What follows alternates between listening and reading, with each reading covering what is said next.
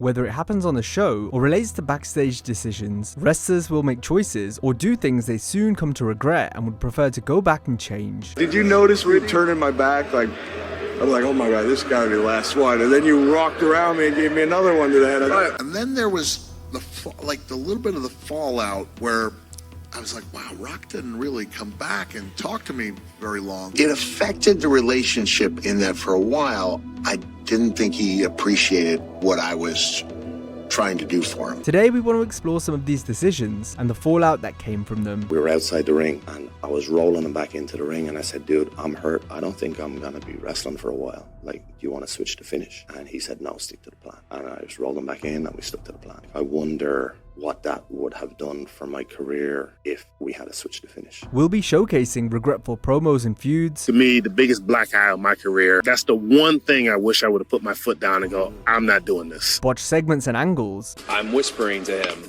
218, 218. Every second we stand there looking like dumbasses, it loses excitement for the match. We're dying out there. As well as injuries and personal issues. I hate that spot. That gives me nightmares. That went so bad. It did? So when I swung Ray into that pole, that thing popped right out of my hands. Like it squeezed like a hard-boiled egg or something. And I just popped right out. And then I saw Ray go. These are the moments where wrestlers deeply regret what they did in their career. I guessed wrong on the way that the story was told, and I think that's why people are so up in arms about it. I was wrong once. By the end of 2004, Maven had made good progress as a wrestler from both an in-ring and character standpoint. Coming out of his push in 04 would be the true litmus test to see if he could move up perhaps to Intercontinental Champion level. However, by the spring of 2005, Maven wasn't seen much on Raw until he was fired that July. His world came crashing down at the time, but in hindsight, the former Tough Enough winner blames himself for not making the effort to improve, especially once he was given a more featured role on the show the previous year. It's tough to deal with knowing that I lost such an amazing job, such an amazing opportunity because I didn't give 100%. I just hate knowing that I left something on the table. The three-time hardcore champion went into detail about how he never got in the ring before shows to work with veterans like Fit Finlay. Numerous other younger wrestlers would do so. Meanwhile, Huffman typically went off-site to work out at the gym. This gave higher-ups like John Laurinaitis the impression that Maven wasn't passionate enough about the business. I wasn't progressing at the level that they had hoped, and then he told me, you know, a lot of this is on you. A lot of this is because you didn't get out to the ring and you didn't make yourself better. And I couldn't argue with him. I couldn't tell him that he was wrong. And he would always say it, Maven, guys are in the ring, they're working on their craft, they're getting better. You need to be out there. My biggest regret is I never took him up on it. Thus, Huffman was one of the first names to release once the annual post-WrestleMania budget cuts came around. Maven admitted he was more interested in what wrestling could give him rather than what he could give back. Whenever I get somebody that tells me, the WWE didn't utilize you to the best of your ability. There is truth in that, but I didn't give them any reason to. 3 years later, and WWE came knocking for Maven again, though by this point he'd left wrestling behind and was making a good living as an on-air personality for the Home Shopping Network. I was there at FCW on a Wednesday or a Thursday, I forget when they ran the shows, and I ran into Pat Patterson there. Pat, asked me, he was like, yeah, Maven, do you think of coming back any? I told him, yes, I do think about coming back. Returning would have been a chance to right the wrongs of his previous run, especially the way it ended. Going back to WWE meant Maven would have had to leave a comfortable and financially stable position at HSN. So I was like, Pat, I'll be worried, man. What if I leave my job? What if I leave the money that I know is coming in? Pat told me right then, and I should have listened to him. He said, Maven, you have the rest of your life to make money. Follow what you love. He said, you've been gone long enough that if you come back now, you won't be the tough enough kid anymore. He told me he was giving me gonna bring me back in on the exact same downside guarantee that I left on, which was, again, I don't remember if it was either 150 or 175. And he was like, we'll put you in developmental in FCW for a couple months until you get your win back, until we get the writing team, something to and to meet with you about, to bring you back in. It was a risk he wasn't prepared to take, but a decision Huffman regrets in hindsight. What I should have done was I should have accepted his offer. I should have told him, give me 2 weeks, let me let me do the proper thing. Give me 2 weeks. And then I should have went to my bosses at the Home Shopping Network and told them I had an opportunity, gave my 2 weeks, and I should have given it everything I had back to the business just to see what could have happened. He probably would have got a hell of a lot more stories to tell on his YouTube channel, that's for sure. Cody Rhodes is among the most successful examples of someone who returned to WWE following a lackluster end to their first run. Before Cody came back though, the conclusion to his time in All Elite Wrestling was infamous. The wheels started to come off for Rhodes in AEW in May 2021 amidst a feud with boxer turned upstart wrestler Anthony Ogogo. 18 months prior, Cody lost a match which meant he could never challenge for the AEW title again. Rhodes suggested the stipulation and lobbied to lose so that he wouldn't be seen as using his position as an EVP to book himself on top. If I do not defeat Chris Jericho at Full Gear, I will never challenge for the AEW World Championship again. The American Nightmare later came to regret this decision, since he'd essentially booked himself into a corner. So to make political decisions like boxing myself out of winning a world championship, those decisions in hindsight were not the correct decisions. And if I can't be the best wrestler in the world on television because I'm afraid I'm going to offend colleagues because I am also their boss, that was the situation we were in, and I just played it in the middle. There was only so much of playing it in the middle I could do. Not being able to fight for the world title meant Cody wrestled for the secondary TNT Championship for the majority of 2020. The problem was that most of the time, when he wasn't wrestling for the TNT strap, Rhodes was left to feud with mid and lower card talent. This brings us back to the Ogogo rivalry. On the surface, it wasn't a good fit. However, Cody's segment on the May 12, 2021 episode of Dynamite was met with much backlash from fans. After UK native Ogogo disrespected the US the previous week, the American Nightmare responded with a patriotic promo. Let me ask you, Anthony, you didn't come here to live the England dream. Prior to 1961, in Atlanta, Georgia, there was segregation. Blacks and whites could not attend the same schools. And in 2021, in the very same city, my wife will give birth to a beautiful white, a beautiful black American princess who will have both identities, shun neither. And I want her to know I didn't just lay down under another man's flag. I didn't just have this defeatist attitude when somebody ran down the United States. I got up off my ass and I fought back. I stood by what I said in the promo. I said I had this promo that the is American stuff, infamous. Right. I stood by it because I thought the content was good and I thought the intentions were good. Right. However, a white guy talking about race relations who has an American flag tattoo on his neck, I can see why people would use the terms tone deaf. It set the angle in like a tailspin, where it just wasn't a classic UK versus USA, fun-spirited deal. I was going to go over to the UK, we have the return match. Now I just never want to think about it again. The Ogogo program continued with a botched weigh-in where the scales didn't work. I got a digital scale. Does anybody have a license for this sort of job? You guys will quit moving around, you might help me out a little bit. I didn't have time to invest in a digital scale. It's the best all I could do. Cody ultimately defeated Anthony on pay-per-view to end things. Rhodes then garnered more and more boos as the months progressed until his departure in January. Just prior to leaving, Cody addressed the controversy surrounding his pro-US promo and the Ogogo feud as a whole. I can, on record, just go ahead and say I regret that and almost everything about the Anthony Ogogo angle. Almost everything about it. The calamitous weigh-in segment on the May 29, 2021 Dynamite between Cody and Ogogo could have been saved had Paul White just listened to Rhodes. That's because the American Nightmare was telling White to improvise during the botch. I'm whispering to him, 218, 218. Every second we stand there looking like dumbasses, it loses excitement for the match. We're dying out there. What are we doing? This is the weigh-in from hell. Hey, wrap them up. I don't understand how they missed the main thing, which was kicking the scale over. It is the worst thing I've done at AEW. This segment entirely falls on me. Big Show probably regrets messing with the scale and causing the segment to tank, but a more serious regret from his career came at Backlash 2003 following Show's match with Rey Mysterio. Here, the Giant launched the kayfabe injured Rey into the ring post, but Show wasn't meant to let go, so because Mysterio was strapped up to a stretcher, he couldn't brace for impact when he landed. As a result, his head beamed off the floor. Don't do this! Oh my God! Do it! No! Stop this! No! No! Oh my God! When I was strapped onto the stretcher, everything seemed cool. I said, how much can it hurt? The stretcher is hitting first. I'm attached to it, so I won't feel it. Well, we never thought about what's happening when you hit. Because of the weight, there's no way Big Show was going to hit the pole and hold on to me. So that whole weight and the momentum, as soon as he hit, I went straight down. And as I was strapped onto the stretcher, my head just went boop. In interviews with Chris Van Vliet, Show expressed sadness regarding the incident, while both he and Ray touched on the aftermath. Oh, I hate that spot. That gives me nightmares. That went so bad.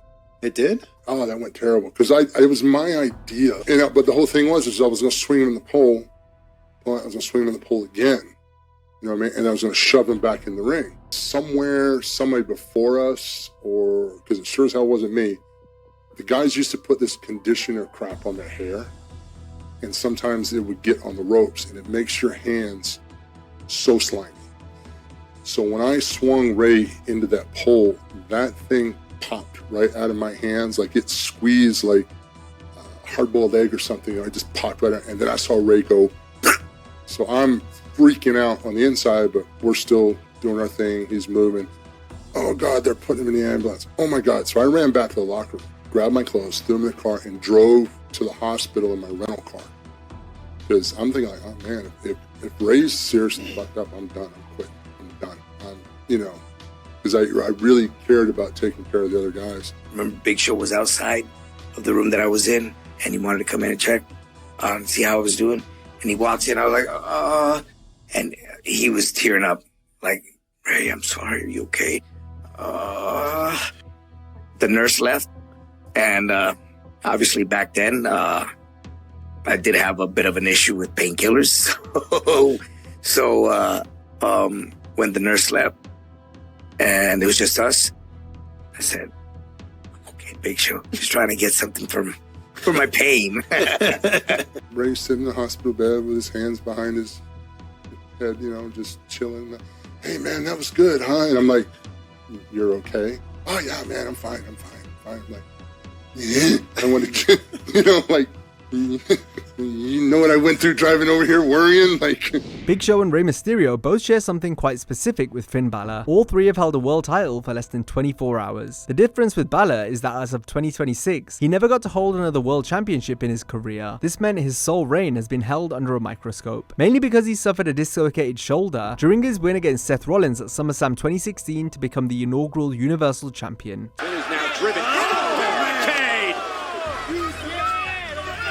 Launching him with that power bomb. I realize, my shoulders dislocated. Speaking to Chris Van Vliet, Finn appeared to show remorse over his Universal title win. And I must give Seth credit because there was a point in the ring, we were outside the ring and I was rolling him back into the ring and I said, dude, I'm hurt. I don't think I'm going to be wrestling for a while. Like, do you want to switch to finish? And he said, no, stick to the plan. And I just rolled him back in and we stuck to the plan. He wonders how different things would have gone had he changed the finish mid-match, since Balor knew he was seriously hurt. Finn frames the incident and victory in a way fans might not have thought about before. And I often think, like, I wonder what that would have done for my career if we had to switch the finish. In what way? Well, we're still talking about this 10 years later, right? And everywhere I go, every interview I do, I get the question, hey, what would have happened if you hadn't got in because you were the champ? But if I'd have got injured and lost and just went away for 9 months, there'd be no, like, sympathy from the fans. There'd be no what ifs. They remember him as being someone with a one-day Universal title reign in the only World Championship reign of his career. But had he lost and never captured the gold, today Balor might be remembered as one of the greatest wrestlers never to hold a world title. The other what if in that match is if you change the finish, do you ever become WWE champion? Because you won that night, it's a short run, but you were the champion. Yeah. If you change the finish, who knows where it goes from there if you ever win the title? Yeah, I could have, like, been let go 6 months later before I even came back. Like, yeah, who knows? Finn has said he's never watched the championship win back, and always quickly scrolls away whenever someone sends it to him, especially the spot where he injured his shoulder. In contrast to Balor injuring himself and winning a world championship, our next example features someone who wrestled just one pay-per-view match for a world title, purely because he previously got injured. We're referring to when Hardcore Holly challenged Brock Lesnar for the WWE Championship at the 2004 Royal Rumble. Holly challenging for the main belt on a big show wouldn't have made sense had Brock not forced Hardcore to miss over a year of action. This happened after a botched powerbomb on the September 12, 2002 SmackDown. Powerbomb here, and once again, Holly. Oh, In his autobiography, Lesnar was critical of having to wrestle Holly. Brock wrote, "I didn't want to work with him. Wrestling Bob Holly wasn't worth anything to me. We had the match in 2002 when he broke his neck, but not one fan cared when they brought him back." In Holly's book, he echoed how Brock wasn't thrilled about their program. He wrote in his book that Brock didn't see Holly at his level, and he wouldn't agree to put on a strong match, and he basically squashed him at the Rumble. Lesnar thought the 4-minute Royal Rumble match would be the end of it, but then Brock was booked to work Holly again during a tour of South Africa. Brock had originally agreed to do the tour, but under the pretense he'd be wrestling a 3-way against Kurt Angle and Eddie Guerrero. But this got changed so Kurt and Eddie could practice for their upcoming one-on-one encounter at WrestleMania 20. Lesnar continued in his book saying, "Now I have to travel all the way to South fucking Africa to work with Bob Holly. No one would pay to see that match. I really needed the break by this time, but John Laurinaitis told me how much I'm needed on the card. Against Bob Holly, are you shitting me? Even today at this very moment, I'm still pissed at myself for getting on the plane to South Africa. I should have just walked." Immediately following the tour, Lesnar was needed back in the US to work the March 4th, 2004 SmackDown in Savannah, Georgia. Fed up with the travel and working for WWE, Brock said he was going to pull a Steve Austin from 2002 and walk out completely. However, his wife Sable convinced him not to. Then once Lesnar got to the show, he snapped. He said, "When I showed up at the building in Savannah, the producer told me I was supposed to go 9 minutes on TV with Bob Holly. I blew a gasket. I told them I'm leaving, I'm out of here. I'm supposed to crush Bill Goldberg at WrestleMania, but I can't get through Bob Holly in 9 minutes. After meeting with Vince McMahon, Brock agreed to stay on till WrestleMania. However, the finish at Mania was changed to Goldberg beating him. Lesnar still had to wrestle Holly on SmackDown, but it got chopped down to 2 minutes from the original 9. Brock showed remorse for injuring Holly in 2002 and regularly checked up on him thereafter. The same can't necessarily be said for The Rock when he destroyed Mick Foley with 11 unprotected chair shots to the head at the 1999 Royal Rumble. That was 6 more chair shots than they'd originally planned. However, Rock just kept bringing it. What the hell is Mick Foley doing? No! If Mr. McMahon is back there... Plan was for 5, but I was still in the ring at 5, you know, and I didn't know. I didn't realize that your body has the ability to give with a chair shot. And that doesn't make it fake. You know, I mean, it's just like anything, you know, you have the ability to give. It would be like all of a sudden now, instead of having the ability to give, somebody's punching you square in the face while your head is up against the wall. The impact's going to be so much worse. This isn't an exact analogy, but once my hands were cuffed, and I mean, anyone at home can do that, I'd be like, oh, I can see why if you were hit in the head, it would be far more painful. So I literally could not believe how much that first chair shot hurt than anyone I'd ever taken. And so instead of being halfway up the aisle on 5, I was still in the ring. And so I was, you know, I wanted to do the best job I could, but even as I was getting there, I did not know my children were crying. The match was featured in the Beyond the Mat documentary, for which Mick did the DVD commentary for a few years after it was released. Foley expressed regret for how hard he was on Rock while reflecting on the match for the DVD. It was a special edition, maybe 5 years down. Okay. I held on to this for a while. 5 years later, or whatever it was, the case would be special director's cut with me and Jesse doing commentary. Where I still can't watch it. I don't want to hear what I said, but Scotty came up to me, you know, and I'm pretty tight with Scotty. He was like, "I watched Beyond the Mat," and I went, "Yeah." He goes, "You kind of buried The Rock." And then he did go out like that day and got it, watched it with his wife, and he was like, "You were pretty tough on me, but I could have been a little more." He felt bad about the way he came across. The two later patched things up regarding the incident, with the Great One saying sorry for not originally apologizing to Mick backstage following their violent encounter. And then there was the little bit of the fallout where I was like, wow, Rock didn't really come back and talk to me very long. And I was like, ooh, this is good for a heel turn, right? The heel turn Foley is referring to was meant to lead him to wrestling a babyface Rock at WrestleMania 16. However, once Mick's injuries became too severe towards the back end of '99, the turn and match was scrapped. Foley then retired as a face in the spring of 2000. But if we circle back to the Rumble match a year prior, Beyond the Mat's director's cut showcases Rock and Foley's interaction shortly after the bout. Did you notice me turning my back like... I'm like, oh my God, this got to be the last one. And then you rocked around me and gave me another one to the head. Well, see, what I want. You wanted me to be further up. What I was going to do, was go into the really open area where everybody could see. I didn't know you wanted right there. But when you turned the second time, I knew. People's Champ doesn't seem to be concerned with Mick's condition. And though the hardcore legend appears to be in good spirits, we know now that he wasn't pleased with Rock for not apologizing. It affected the relationship in that for a while, I didn't think he appreciated what I was trying to do for him. The Brahma Bull was said to have checked on Foley when he was getting fixed up afterward, but Mick didn't remember it. Perhaps it was a misunderstanding on both fronts. The mature thing would be to come up and say to your friend, hey, Dwayne, I'm a little hurt by the fact you didn't come out. And the question from an audience member was, is it true you and Rock had hard feelings? And I was like, well, a long time ago, but here's the thing. We're both adults. And we talked it over, we hugged it out, and we became better friends than ever. Foley says two big regrets from his career were firstly taking too many unprotected chair shots to the head, like at the 99 Rumble, and secondly doing his signature elbow drop from the apron to the floor below. I guess the one big regret, or maybe two, I was famous for dropping an elbow off the ring apron onto the concrete, which from a structural standpoint is the worst possible thing you do. You're literally grinding your bones in your pelvic region. And it was like, when I got x-rays, like, you know you're in trouble when the orthopedic guy starts calling colleagues in and they marvel at it, like, we've never seen anything like this. But there's just so many bone chips floating around. Performing the elbow did a number on Mick's knees and hips, hence why he has trouble getting around these days. I shouldn't have been dropping those elbows off the ring apron onto the concrete unless there was a TV camera on.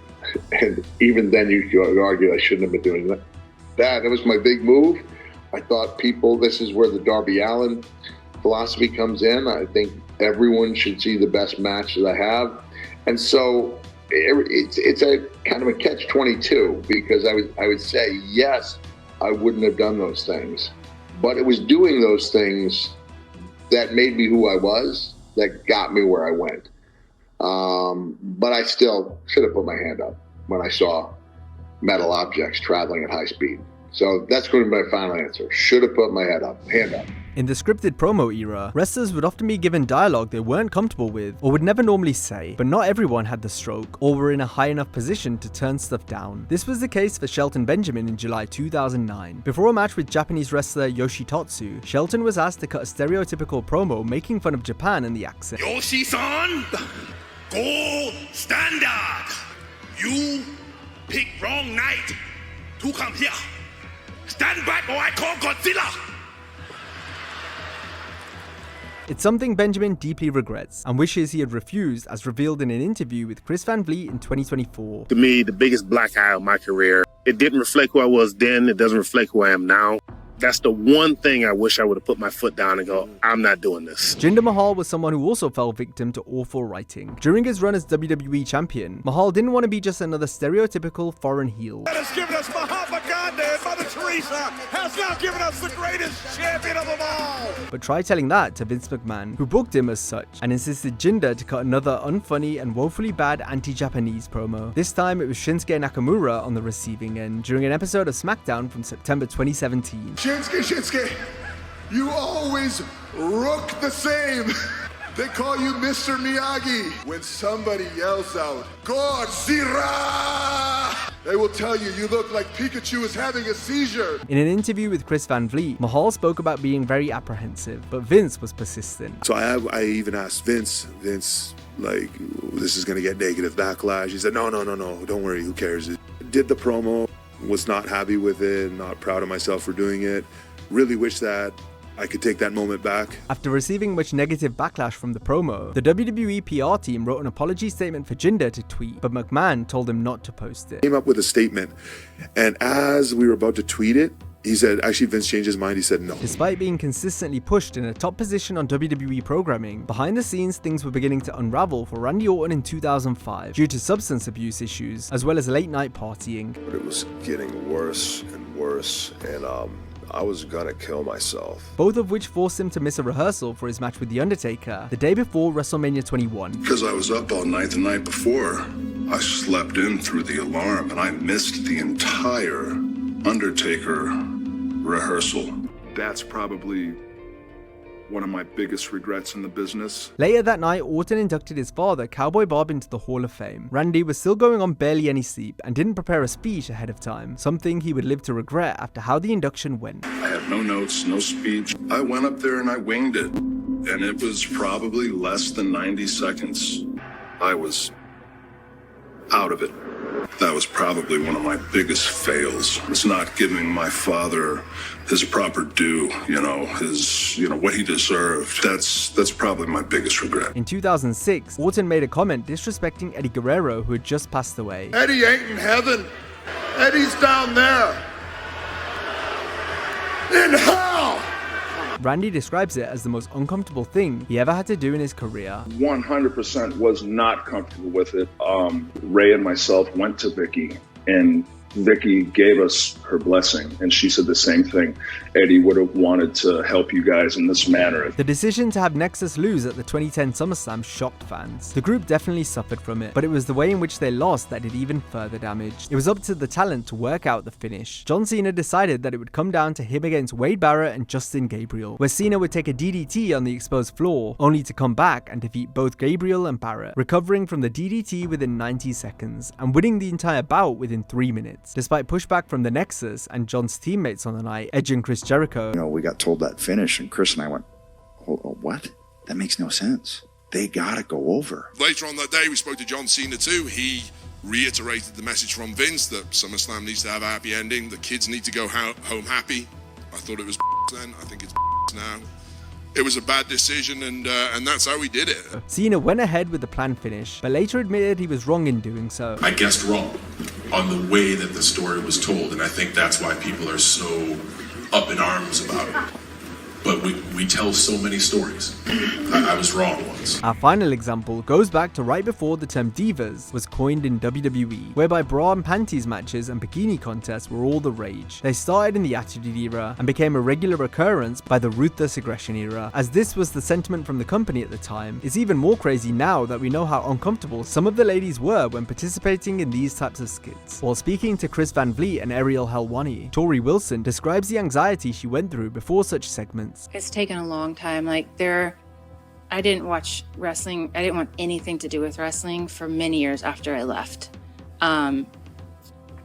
Mostly because I just had a certain amount of PTSD from being so vulnerable out there and feeling like I was put in this kind of raunchy role that wasn't me. And I felt judgment from people. I felt like people looked down on me for just stuff that I did, the bra and panty matches and all that. So I just wanted to shut that door, and for many years I didn't watch. Torrie discussed how she'd be close to tears despite putting on a brave face, before then owning each segment and pushing through the fear. And those times really do kind of make me cringe. Just seems like a lot. And then sometimes I you can see kids in the crowd and it just feels like this is wrong. In her autobiography, Lita recalls having to wear lingerie at WWF New York on the December 18, 2000 episode of Raw. It was a way to set up an ambush on Dean Malenko, who'd be harassing Lita in the storyline. Lita pushed back on the angle, but to no avail. In her book, she wrote, "I did it. I stood there in red, white, and green bra and panties on the stage. I was completely uncomfortable. I felt very cheap and totally embarrassed. It was a very intimate environment. I had to go out onto stage 3 times, though it seemed more like 50. I felt that the crowd could sense just how uncomfortable I was, and were almost reluctant to cheer and catcall me. It was like they knew Lita wasn't the type of girl to respond to that kind of reaction." Despite Lita's apprehension, Vince and Stephanie McMahon were delighted with the segment. Lita said, "Vince and Stephanie pulled me aside to tell me how great they thought the segment was. I thought it was phenomenal how you were a little shy in the beginning," Stephanie said. "I was freaking embarrassed," I explained. "It just didn't make sense to me." "Well, it came across great," she said. "We're really, really happy with it." Now, if you enjoyed this video, be sure to check out our similar video on more infamous wrestling receipts. Hope you have a great day, and I'll see you next time.